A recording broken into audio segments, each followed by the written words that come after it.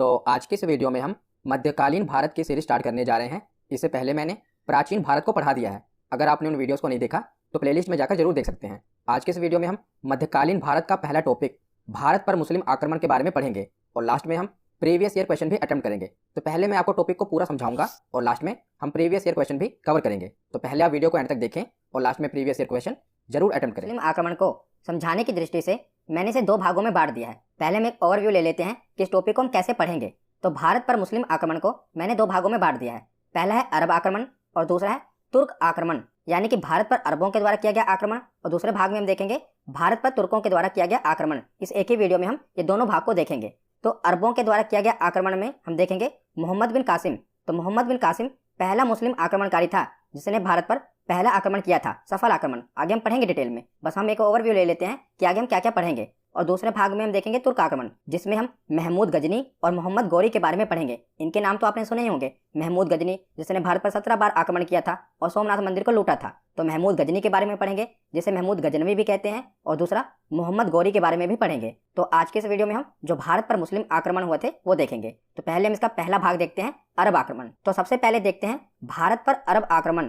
तो जैसा कि मैंने आपको बताया कि मोहम्मद बिन कासिम पहला मुस्लिम आक्रमणकारी था जिसने भारत पर आक्रमण किया था, सफल आक्रमण। पर उससे पहले हम थोड़ा बैकग्राउंड समझ लेते हैं। तो सर्वप्रथम 711 ईस्वी में उबैदुल्ला के नेतृत्व में एक अभियान भारत के सिंध में भेजा गया था। तो सिंध जो कि वर्तमान में पाकिस्तान का हिस्सा है, पर पहले ये भारत का हिस्सा हुआ करता था। तो सर्वप्रथम 711 ईस्वी में उबैदुल्ला के नेतृत्व में एक अभियान सिंध भेजा गया था, परंतु ये पराजित हुआ और मारा गया। मतलब कि इसने आक्रमण करने की कोशिश तो की भारत पर, परंतु ये पराजित हो गया और मारा गया। और उसके बाद दूसरा आक्रमण बुद्दैल के नेतृत्व में किया गया, लेकिन यह भी असफल रहा।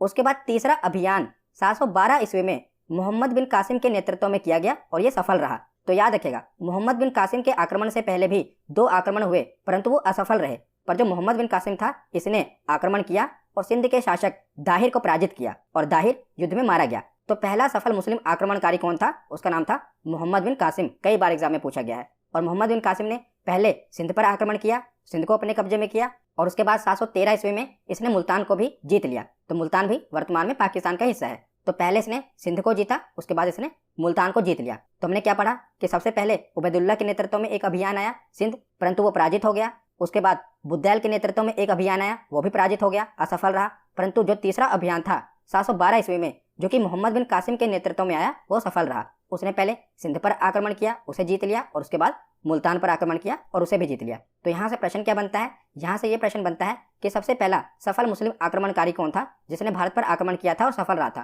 तो उसका नाम था मोहम्मद बिन कासिम। तो उसके बाद देखते हैं, तो मोहम्मद बिन कासिम ने भारत पर सबसे पहले जजिया कर लगाया था। ये बहुत बार एग्जाम में पूछा गया है। तो जजिया कर क्या होता है? तो जजिया कर गैर मुसलमानों से लिया जाने वाला एक प्रकार का सुरक्षात्मक कर था। तो ये गैर मुसलमानों से लिया जाता था, परंतु जजिया कर में निम्नलिखित लोगों को मुक्त रखा गया था। मतलब कि इनसे जजिया कर नहीं लिया जाता था। तो किन किन लोगों से जजिया कर नहीं लिया जाता था, यानी कि किन्हें मुक्त रखा गया था? तो ये 5 लोग थे। पहला, बच्चों से जजिया कर नहीं लिया जाता था, उन्हें मुक्त रखा गया था। दूसरा, बूढ़ों से नहीं लिया जाता था। तीसरा, औरतों से नहीं लिया जाता था। चौथा, विकलांग जिन्हें दिव्यांग कहते हैं, उनसे जजिया कर नहीं वसूला जाता था। और पांचवा, ब्राह्मणों से जजिया कर वसूला नहीं जाता था। तो मोहम्मद बिन कासिम ने जो जजिया कर लगाया था यह गैर मुसलमानों पर लगाया था, परंतु 5 लोगों को मुक्त रखा था। बच्चों को, बूढ़ों को, औरतों को, विकलांगों को और ब्राह्मणों को इसे मुक्त रखा गया था। तो हम जजिया कर के बारे में पढ़ रहे हैं। तो जजिया कर से जो भी प्रश्न बनते हैं वो एक बार में हम देख लेते हैं, क्योंकि जजिया कर से बहुत बार एग्जाम में प्रश्न रिपीट होते हैं और प्रश्न इससे बनता ही है। तो सबसे पहला तो ये प्रश्न है कि जजिया कर सबसे पहले किसने लगाया था? तो मोहम्मद बिन कासिम ने लगाया था और 5 लोगों को मुक्त रखा था। परंतु फिरोज शाह तुगलक ने ब्राह्मणों पर भी जजिया कर लगा दिया था। ये तुगलक वंश का था, ये हम आगे पढ़ेंगे, पर हम जजिया कर के बारे में पढ़ रहे हैं ना, तो एक बार जो जजिया कर से रिलेटेड इंपॉर्टेंट पॉइंट है वो देख लेते हैं। तो सबसे पहले मोहम्मद बिन कासिम ने जजिया कर लगाया था, परंतु इसने ब्राह्मणों को मुक्त रखा था। परंतु फिरोज शाह तुगलक ने ब्राह्मणों पर भी जजिया कर लगा दिया था। तो फिरोज शाह तुगलक के बाद जब अकबर बादशाह बना था, हम मुगल साम्राज्य में अकबर के बारे में पढ़ेंगे, तो जब अकबर बादशाह बना था तो इसने 1564 ईस्वी में जजिया कर समाप्त कर दिया था। यहाँ पर हम जजिया कर के बारे में पढ़ रहे हैं। परंतु उसके बाद जब औरंगजेब बादशाह बना तो इसने दोबारा जजिया कर लगा दिया और लास्ट में जजिया कर को अंतिम रूप से मोहम्मद शाह रंगीला ने समाप्त कर दिया था। तो यहाँ से कई बार प्रश्न रिपीट हुए हैं। तो क्या क्या प्रश्न बना है? तो सबसे पहले ये प्रश्न बनता है कि सबसे पहले जजिया कर किसने लगाया था? मोहम्मद बिन कासिम ने। उसके बाद फिरोज शाह तुगलक ने ब्राह्मणों को भी इसमें इंक्लूड कर लिया था। उसके बाद जो अकबर था इसने सबसे पहले जजिया कर को समाप्त कर दिया था, परंतु औरंगजेब ने जजिया कर को दोबारा लागू कर दिया था। और लास्ट में मोहम्मद शाह रंगीला ने जजिया कर को पूर्ण रूप से समाप्त कर दिया। उसके बाद जजिया कर नहीं लगा। तो ये जजिया कर से रिलेटेड कुछ इंपॉर्टेंट पॉइंट थे जो कि एग्जाम में रिपीट होते हैं। तो यहाँ पर हमने अरबों के आक्रमण के बारे में पढ़ा। तो अरबों के सिंध विजय के कारण क्या थे, यानी कि इन्होंने भारत पर आक्रमण क्यों किया था। तो पहला तो था राजनीतिक कारण कि ये मुस्लिम राज्य का विस्तार करना चाहते थे। दूसरा था आर्थिक कारण, उसमें भारत समृद्ध देश था, अतः यह अधिकार करके यहाँ से धन प्राप्त करना चाहते थे। और तीसरा था इस्लाम धर्म का प्रचार प्रसार करना। तो ये 3 प्रमुख कारण थे जिसके कारण अरबों ने भारत पर आक्रमण किया था। तो उसके बाद इसका दूसरा भाग देखते हैं, भारत पर तुर्क आक्रमण। अरब आक्रमण से बस उतने ही प्रश्न बनते हैं। अब हम देखते हैं भारत पर तुर्क आक्रमण। तो तुर्क चीन के उत्तर पश्चिमी भाग में निवास करने वाले असभ्य और बर्बर जनजाति थी जो कि एक खाना बदोश जनजाति थी। और 962 ईस्वी में अल्पतगीन नामक एक तुर्क सरदार ने गजनी साम्राज्य, जिसे यामिनी साम्राज्य भी कहा जाता है, इसकी स्थापना की थी। इसकी राजधानी गजनी थी, इसीलिए इसे गजनी साम्राज्य कहा गया और इसे यामिनी साम्राज्य भी कहा गया। तो इसी में हम पढ़ेंगे महमूद गजनी के बारे में, पर थोड़ा बैकग्राउंड देख लेते हैं कि इसकी शुरुआत कहाँ से हुई थी। तो अल्पतगीन ने गजनी साम्राज्य की शुरुआत की थी 962 ईस्वी में। तो 962 ईस्वी से लेकर 977 ईस्वी तक अल्पतगीन गजनी साम्राज्य का शासक बना रहा। इसकी राजधानी कौन सी थी, तो मैंने आपको बताया गजनी थी, जिसके कारण इसे गजनी साम्राज्य कहा गया। तो अल्पतगीन ने 1700 चुने हुए तुर्क अधिकारियों को नियुक्त किया जो कि एक प्रकार से इसके दास थे। इसमें से एक था सुबुक्तगीन, और इसके बाद यानी कि अल्पतगीन के बाद जो अगला शासक बना था वो था सुबुक्तगीन, जो कि एक प्रकार से इसका गुलाम था। 1700 तुर्क अधिकारी इसने चुने थे, 1700 इसके एक प्रकार के गुलाम थे, उसमें से एक गुलाम था सुबुक्तगीन। वो इसके बाद गजनी साम्राज्य का अगला शासक बना था। तो हम सुबुक्तगीन के बारे में पढ़ते हैं। तो सुबुक्तगीन का शासन रहा था 977 ईस्वी से लेकर 997 ईस्वी तक। आपको ये सन याद नहीं रखना, इससे प्रश्न नहीं बनता। तो भारत पर पहला तुर्क आक्रमणकारी सुबुक्तगीन था, याद रखेगा, ये पहला तुर्क आक्रमणकारी था। जब आपसे पूछा जाए कि भारत पर पहला मुस्लिम आक्रमणकारी या भारत पर पहला अरब आक्रमणकारी कौन था, तो वो था मोहम्मद बिन कासिम। पर जब आपसे पूछा जाए कि भारत पर पहला तुर्क आक्रमणकारी कौन था, तो उसका नाम था सुबुक्तगीन। ये भारत पर पहला तुर्क आक्रमणकारी था। इसने 986 ईस्वी में पंजाब के शाही वंश के शासक जयपाल पर आक्रमण किया और उसे पराजित कर दिया था। किसे? जयपाल को।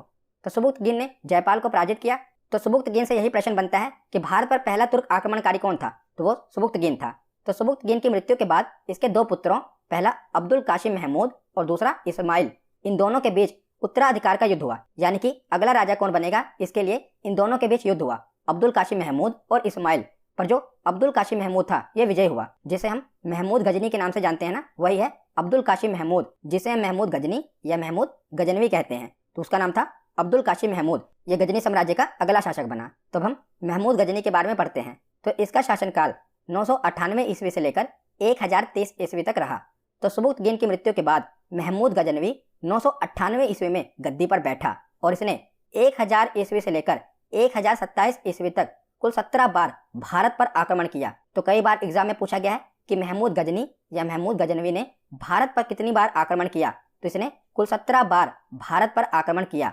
महमूद गजनी ने सर्वप्रथम 1000 ईस्वी में भारत पर आक्रमण किया और भारत के पेशावर के कुछ हिस्सों पर इसने विजय प्राप्त की और वापस अपने देश लौट गया। तो जो महमूद गजनी था ना, ये भारत पर अपना शासन जमाने के लिए नहीं आता था। ये क्या करता था, भारत आता था और भारत में लूटपाट करके ये वापस अपने गजनी साम्राज्य में चला जाता था। इसका मकसद भारत में बसना या भारत पर शासन करना नहीं था, ये भारत में केवल लूटपाट करने के लिए आता था। तो सर्वप्रथम 1000 ईस्वी में भारत पर इसने आक्रमण किया और पेशावर के कुछ हिस्सों पर विजय प्राप्त करके वहां पर लूटपाट की और अपने देश वापस लौट गया। तो आगे हम महमूद गजनी के जितने प्रमुख भारतीय अभियान हुए हैं ना, जो इसने 17 बार आक्रमण किए हैं, उसमें से जो कुछ प्रमुख आक्रमण हैं वो हम देख लेते हैं। आपको सब याद नहीं रखने, आपको कुछ प्रमुख आक्रमण याद रखने हैं, वो मैं आपको बता दे रहा हूँ। उसमें से भी सबसे ज्यादा इंपॉर्टेंट है सोमनाथ वाला, पर एक बार देख लेते हैं। तो सबसे पहले हमने पढ़ा था कि 1000 ईस्वी में ये भारत पर इसने सबसे पहले आक्रमण किया था और पेशावर के कुछ हिस्सों पर विजय प्राप्त करके ये वापस लौट गया था। उसके बाद दोबारा ये 1001 ईस्वी में आया और इसने पंजाब के हिंदू शाही राज्य के राजा जयपाल पर आक्रमण किया और वहां पर भी खूब लूटपाट की और वापस लौट गया। उसके बाद इसका एक और प्रमुख आक्रमण है 1005 के दौरान, 1005 से लेकर 1006 ईस्वी के बीच इसने मुल्तान पर आक्रमण किया। उस समय मुल्तान के राजा थे अब्दुल फतेह दाऊद। तो यहाँ पर भी इसने आक्रमण किया और यहाँ पर भी खूब लूटपाट की और वापस चला गया। उसके बाद 1008 से लेकर 1009 के दौरान इसने हिंदू शाही राज्य के राजा आनंदपाल पर आक्रमण किया। उसके बाद 1012 से लेकर 1013 के बीच में इसने थानेश्वर राज्य के राजा राम पे आक्रमण किया। तो ये कुछ प्रमुख आक्रमण हैं, परंतु आपको सिर्फ सोमनाथ वाला याद रखना है क्योंकि वही सबसे ज्यादा इंपॉर्टेंट है। उसके बाद 1018 से 19 के दौरान इसने कन्नौज पर आक्रमण किया। उस समय वहां के राजा थे राज्यपाल, ये इंपॉर्टेंट है। कन्नौज पर जब आक्रमण किया तो राजा कौन थे? राज्यपाल। उसके बाद 1020 से लेकर 21 के दौरान इसने कलिंजर पर आक्रमण किया और उस समय राजा थे विद्याधर। तो सबसे ज़्यादा इम्पोर्टेंट है कि 1025 ईस्वी में इसने सोमनाथ मंदिर पर आक्रमण किया। उसमें वहाँ के राजा थे भीम प्रथम। तो जो गुजरात वाला एरिया था वहाँ के राजा थे भीम प्रथम। इसने सोमनाथ मंदिर पर आक्रमण किया था महमूद गजनी ने, और वहाँ पर खूब लूटपाट की थी। तो ये सबसे ज़्यादा इंपॉर्टेंट है और कई बार एग्जाम में पूछा गया है कि महमूद गजनी ने सोमनाथ मंदिर पर कब आक्रमण किया था। तो 1025 ईस्वी में इसने आक्रमण किया था। और उस समय वहाँ के राजा कौन थे? तो राजा का नाम भी आपको याद रखना है। राजा थे भीम प्रथम। याद रखिएगा, कौन? भीम प्रथम। तो महमूद गजनी ने 1025 ईस्वी में अपने 16वें आक्रमण में सोमनाथ मंदिर को लूटा था। तो कौन सा आक्रमण था इसका? 16वां आक्रमण था। इसने टोटल 17 आक्रमण किए थे ना, तो इसका 16वां आक्रमण था 1025 ईस्वी में, और इसने सोमनाथ मंदिर को लूटा था। और जब ये सोमनाथ मंदिर से धन को लूट कर जा रहा था ना, तब इस पर कुछ जाटों ने आक्रमण कर दिया था। वहां के कुछ जाटों ने आक्रमण कर दिया था और इसे कुछ संपत्ति वापस लूट ली थी। परंतु उस समय जो महमूद गजनी था उसने जाटों पर आक्रमण नहीं किया। उसने सोचा कि इस समय जाटों से उलझना सही नहीं रहेगा, क्योंकि जो उसने धन लूटा था ना, उसने सोचा कि अगर मैं उलझूंगा तो ये जो धन है ये मुझसे वापस लूट लिया जाएगा। इसीलिए वो जाटों से उलझा नहीं और वापस अपने देश लौट गया। परंतु महमूद गजनी ने अगली बार जो अपना अंतिम आक्रमण किया था वो 1027 ईस्वी में इन्हीं जाटों के विरुद्ध किया था, जिन्होंने पिछली बार जब वो धन लूटकर जा रहा था तो उस पर आक्रमण किया था ना। तो अगली बार महमूद गजनी ने जो अपना अंतिम आक्रमण किया था 1027 ईस्वी में, वो उन्हीं जाटों के विरुद्ध किया था और ये इसका अंतिम आक्रमण था। उसके बाद 1030 ईस्वी में महमूद गजनी की मौत हो गई थी। तो 1025 ईस्वी वाला आप याद रखिएगा कि सोमनाथ मंदिर पर इसने आक्रमण किया था, और 1027 ईस्वी में इसका जो अंतिम आक्रमण था ये जाटों के विरुद्ध हुआ था। तो जो महमूद गजनी था ना, जब ये आक्रमण करने आता था तो इसके साथ अलग अलग टाइम पर अलग अलग इतिहासकार आए थे। इनका नाम आपको याद होना चाहिए और इनकी रचनाएं आपको याद होनी चाहिए, जैसे फिरदौसी, अल बरूनी तथा उतबी। ये इतिहासकार किसके समय के हैं? महमूद गजनी के समय के हैं। और इनकी जो रचनाएं हैं ना वो एग्जाम में पूछी जाती है। जैसे कि फिरदौसी की रचना है शाहनामा, अल बरूनी की रचना है किताबुल हिंद। ये तो मोस्ट इंपॉर्टेंट है, कई बार पूछा गया है कि किताबुल हिंद किसकी रचना है, तो ये अल बरूनी की रचना है। और तीसरा है उतबी। उतबी की रचना है किताब उल यामनी। यामिनी साम्राज्य का राजा था ना महमूद गजनी। मैंने आपको बताया था ना कि गजनी साम्राज्य को ही यामिनी साम्राज्य कहा जाता था। तो इसी पर किताब लिखी गई थी, किताब उल यामनी। किसने लिखी थी? उतबी ने लिखी थी। तो तीनों याद रखिएगा, फिरदौसी ने लिखी थी शाहनामा, अल बरूनी ने लिखी थी किताबुल हिंद, और उतबी ने लिखी थी किताबुल यामिनी। और जो महमूद गजनी था ना, इसको बुत शिकन तथा मूर्ति भंजक भी कहा गया था, क्योंकि जब भारत पर आक्रमण करता था ना तो कई सारे देवी देवताओं की मूर्तियां इसने नष्ट कर दी थी। इसीलिए इसे बुत शिकन और मूर्ति भंजक भी कहा गया। तो महमूद गजनी के आक्रमण का भारत पर क्या प्रभाव पड़ा वो हम देख लेते हैं। तो भारतीय राजाओं को पराजित कर भारतीय राजनीति की कमजोरी को इसने उजागर कर दिया। इसने बता दिया कि जो भारत के राजा है ना, इनमें एकता नहीं है। दूसरा, पंजाब, सिंध एवं मुल्तान में गजनी गवर्नरों की नियुक्ति करके इसने मुस्लिम शासन की स्थापना की। तो इसने क्या किया? जो राज्य इसने जीते थे ना, वहां पर अपने गवर्नरों की नियुक्ति कर दी।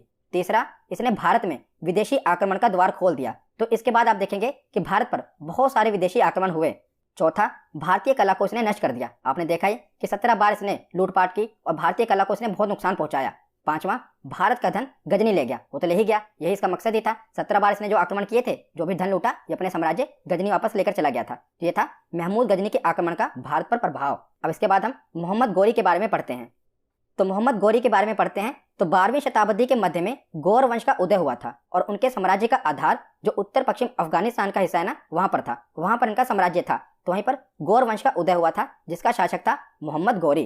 तो 1173 ईस्वी में शिहाबुद्दीन मोहम्मद गोरी गौर का शासक बना, जिसे हम मोहम्मद गोरी कहते हैं ना। इसका पूरा नाम था शिहाबुद्दीन मोहम्मद गोरी। तो ये 1173 ईस्वी में गौर साम्राज्य का शासक बना था।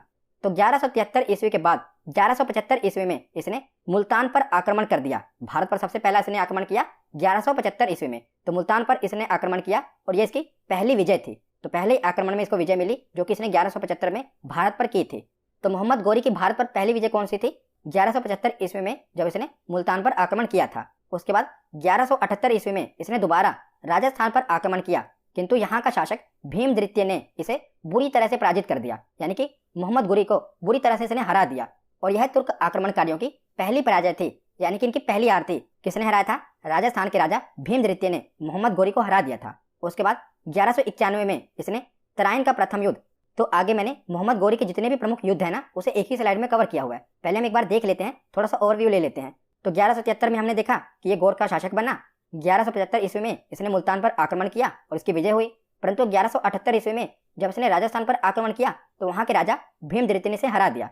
उसके बाद 1191 ईस्वी में इसने तराइन का प्रथम युद्ध, जो कि एग्जाम में हर बार पूछा ही जाता है कि तराइन का प्रथम युद्ध किसके बीच में हुआ और कब लड़ा गया। तो 1191 ईस्वी में तराइन का प्रथम युद्ध मोहम्मद गोरी और पृथ्वीराज चौहान के बीच में हुआ और इस युद्ध में मोहम्मद गोरी बुरी तरह से पराजित हो गया और उसके बाद ये वापस गजनी चला गया और उसके बाद इसने 1 साल पूरी तरह से अपनी सेना को संगठित किया। दोबारा इसने 1192 में यानी कि अगले साल दोबारा इसने युद्ध किया। तराइन का दूसरा युद्ध हुआ और इसमें इसने अपनी कूटनीति का इस्तेमाल किया, जिसके कारण पृथ्वीराज चौहान की हार हुई और इसने पृथ्वीराज चौहान को बंदी बना लिया। तो तराइन के प्रथम युद्ध में मोहम्मद गोरी की हार हुई, परंतु तराइन के दूसरे युद्ध में इसने अपनी सेना को पूरी तरह से संगठित किया और कूटनीति और अपने सेना के संगठित होने के बदौलत इसने पृथ्वीराज चौहान को बंदी बना लिया और हरा दिया। तो उसके बाद आगे अब हम मोहम्मद गोरी के जो प्रमुख भारतीय अभियान हैं उन्हें एक ही बार में देख लेते हैं। तो सबसे पहले इसने 1175 ईस्वी में मुल्तान पर करमाती वंश पर आक्रमण किया था, जो मैंने आपको बताया था, जहां पर इसकी विजय हुई थी। उसके बाद इसने 1178 ईस्वी में गुजरात और राजस्थान का जो एरिया है वहां पर आक्रमण किया था, जिसके राजा थे भीमद्वितीय। मैंने आपको बताया कि भीमद्वितीय ने मोहम्मद गोरी को हरा दिया था। उसके बाद 1181 ईस्वी में इसने पंजाब पर आक्रमण किया था और वहां के राजा खुसरो मलिक को इसने हरा दिया था और खुसरो मलिक ने इसकी अधीनता स्वीकार कर ली थी। फिर दोबारा इसने 1186 ईस्वी में पंजाब पर आक्रमण किया था। ये पंजाब वाला इतना इंपॉर्टेंट नहीं है, सबसे ज्यादा इंपॉर्टेंट है तराइन का युद्ध। तो 1191 और 92 दोनों तराइन के युद्ध आपको याद होने चाहिए। 1191 में तराइन का प्रथम युद्ध हुआ था, जो कि पृथ्वीराज चौहान और मोहम्मद गोरी के बीच में हुआ था, जिसमें मोहम्मद गोरी की हार हुई थी और पृथ्वीराज चौहान की विजय हुई थी। उसके बाद 1192 ईस्वी में तराइन का दूसरा युद्ध हुआ था, जिसमें पृथ्वीराज चौहान की हार हुई थी और मोहम्मद गोरी इसमें विजयी रहा था। उसके बाद 1194, ये भी इंपॉर्टेंट है, जिसे कन्नौज का युद्ध या चंदावर का युद्ध कहा जाता है। उस समय राजा थे जयचंद्र, इसे भी मोहम्मद गोरी ने हरा दिया था। ये तीनों युद्ध तो मोस्ट इंपॉर्टेंट है। पहला है तराइन का प्रथम युद्ध जो 1191 में हुआ, दूसरा है तराइन का दूसरा युद्ध जो 1192 में हुआ और तीसरा है चंदावर का युद्ध जो कि जयचंद्र राजा और मोहम्मद गोरी के बीच में हुआ, जिसमें मोहम्मद गोरी विजयी रहा। ये 1194 में हुआ। उसके बाद 1195 ईस्वी में बयाना के राजा कुमार पाल के साथ मोहम्मद गोरी का युद्ध हुआ। ये इतना इंपॉर्टेंट नहीं है। उसके बाद जो इसका आखिरी युद्ध हुआ था मोहम्मद गोरी का, ये 1205 ईस्वी में पंजाब के खोखर जातियों के विरुद्ध हुआ था। ये इसका आखिरी युद्ध था। तो हमने पीछे पढ़ ही लिया कि 1205 ईस्वी में गोरी ने अपना अंतिम युद्ध पंजाब के खोखर जातियों के विरुद्ध लड़ा था। तो जो मोहम्मद गोरी था ना, जब ये लड़ाई करने आया था तो इसके दो प्रमुख सेनापति थे जो इसके दास थे। पहला था कुतुबुद्दीन ऐबक और दूसरा था बख्तियार खिलजी। तो कुतुबुद्दीन ऐबक ने, जो कि इसका सेनापति और दास था, इसने 1196 ईस्वी में अजमेर पर विजय प्राप्त कर ली थी। उसके अगले साल 1197 ईस्वी में इसने बदायूं पर भी विजय प्राप्त कर ली और 1202 और 3 के दौरान इसने बुंदेलखंड वाला जो एरिया था उस पर भी विजय प्राप्त कर ली थी। ये मोहम्मद गोरी का दास और सेनापति था। और दूसरा था बख्तियार खिलजी। इसने क्या किया, इसने जो भारत का पूर्व वाला एरिया था, इसने बिहार पर आक्रमण किया और बिहार पर विजय प्राप्त की और बंगाल पर आक्रमण किया और बंगाल को भी जीत लिया। तो जो बिहार में नालंदा विश्वविद्यालय था ना, उसे बख्तियार खिलजी ने ही नष्ट किया था। ये कई बार एग्जाम में पूछा गया है कि जो बिहार का नालंदा विश्वविद्यालय था ये किसने नष्ट किया था, तो इसे बख्तियार खिलजी ने, जो कि मोहम्मद गोरी का सेनापति था, उसने नष्ट किया था। तो कुतुबुद्दीन ऐबक ये मोहम्मद गोरी का दास था। इसके बाद आप देखेंगे अगली वीडियो में कि मोहम्मद गोरी का जो ये दास था ना, कुतुबुद्दीन ऐबक, ये एक नए वंश की स्थापना करता है जिसे गुलाम वंश या दास वंश कहा जाता है। इसके बारे में हम नेक्स्ट वीडियो में पढ़ेंगे। तो यहाँ पर हमारा थ्योरी सेक्शन कंप्लीट होता है। अब हम प्रीवियस ईयर क्वेश्चन देखते हैं। तो सबसे पहला प्रश्न देखते हैं कि 712 ईस्वी में सिंध पर अरबों के आक्रमण के समय वहां का शासक कौन था। तो जब अरबों ने सिंध पर आक्रमण किया था तो वहां का शासक था दाहिर। हमने पढ़ा था ना, कौन था, ऑप्शन बी दाहिर। अगला प्रश्न है कि सर्वप्रथम भारत में जजिया कर लगाने का श्रेय सिंध के विजेता मोहम्मद बिन कासिम को दिया जाता है। उसने किस वर्ग को इस कर से पूर्णतः मुक्त रखा था। तो निम्नलिखित में से किस वर्ग को उसने जजिया कर से मुक्त रखा था, तो इसका सही जवाब है ब्राह्मणों को। ऑप्शन सी इसका सही जवाब है। अगला प्रश्न है कि सोमनाथ के मंदिर पर 1025 ईस्वी में महमूद गजनवी के आक्रमण के समय गुजरात का शासक कौन था। तो उस समय गुजरात का शासक था भीमदेव प्रथम। ऑप्शन ए इसका सही जवाब है। अगला प्रश्न है कि भारत में प्रथम आक्रमणकारी था। तो भारत में प्रथम मुस्लिम आक्रमणकारी कौन था, तो ये था मोहम्मद बिन कासिम। इसका सही जवाब है ऑप्शन सी। अगला प्रश्न है कि चंदावर का युद्ध जो कि 1194 ईस्वी में हुआ था, ये किसके मध्य हुआ था। तो ये राजा जयचंद्र और मोहम्मद गोरी के बीच में हुआ था। तो ऑप्शन सी इसका सही जवाब है। अगला प्रश्न है कि महमूद गजनी के भारत पर आक्रमण के समय भारत आए विद्वान अल बरूनी ने किस महत्वपूर्ण ग्रंथ की रचना की थी। तो अल बरूनी की रचना कौन सी है, तो इसका सही जवाब है किताब उल हिंद। ऑप्शन बी इसका सही जवाब है। अगला प्रश्न है कि मोहम्मद गोरी विजित प्रदेशों की देखभाल के लिए निम्नलिखित में से किस विश्वसनीय जनरल को छोड़कर गया था। तो मोहम्मद गोरी कुतुबुद्दीन ऐबक को छोड़कर गया था, जिसने आगे चलकर गुलाम वंश की स्थापना की थी। अगला प्रश्न है कि तराइन की पहली लड़ाई निम्नलिखित में से किसके बीच हुई थी। तो तराइन की पहली लड़ाई मोहम्मद गोरी और पृथ्वीराज चौहान के बीच में हुई थी। ऑप्शन बी इसका सही जवाब है। अगला प्रश्न है कि भारत पर प्रथम तुर्क आक्रमण करने वाला कौन था। तो यहाँ पर यह पूछा गया है कि प्रथम तुर्क आक्रमणकारी कौन था जिसने भारत पर आक्रमण किया था। तो ऑप्शन के हिसाब से देखा जाए तो महमूद गजनी इसका सही जवाब होगा, पर अगर यहाँ पर सुबुक्त गेंद दिया होता ना तो वो सही जवाब होता। पर ऑप्शन के हिसाब से देखा जाए तो महमूद गजनी इसका सही जवाब होगा, क्योंकि जो मोहम्मद गौरी था वो तो इसके बाद में आया था, तो महमूद गजनी इसका सही जवाब है। अगला प्रश्न है कि निम्नलिखित में से कौन अपने आप को बुद्ध शिकन या मूर्ति भंजक कहता था? तो इसका सही जवाब है महमूद गजनी, क्योंकि इसने भारत में कई सारे देवी देवताओं की मूर्तियों को नष्ट किया था। अगला प्रश्न है कि महमूद गजनी के साथ भारत आने वाले इतिहासकारों में कौन शामिल नहीं था? तो कौन शामिल नहीं था? फिरदौसी भी शामिल थे, अलबरूनी भी शामिल थे और उत्वी भी शामिल थे। इसका सही जवाब है ऑप्शन डी, वैहाकी, जो कि तारीख सुयुक्तगीन के लेखक थे। ये महमूद गजनी के साथ नहीं आए थे। आज का आखिरी प्रश्न है कि महमूद गजनी का भारत में अंतिम आक्रमण किसके विरुद्ध हुआ था? तो इसका अंतिम आक्रमण जाटों के विरुद्ध हुआ था, क्योंकि जब ये सोमनाथ मंदिर को लूट कर जा रहा था तो जाटों ने इस पर आक्रमण किया था, तो इसने आखिरी जो युद्ध किया था वो जाटों के विरुद्ध किया था। तो आज की ये वीडियो यहीं पर खत्म होती है। कैसी लगी ये वीडियो कमेंट सेक्शन में जरूर बताना। धन्यवाद।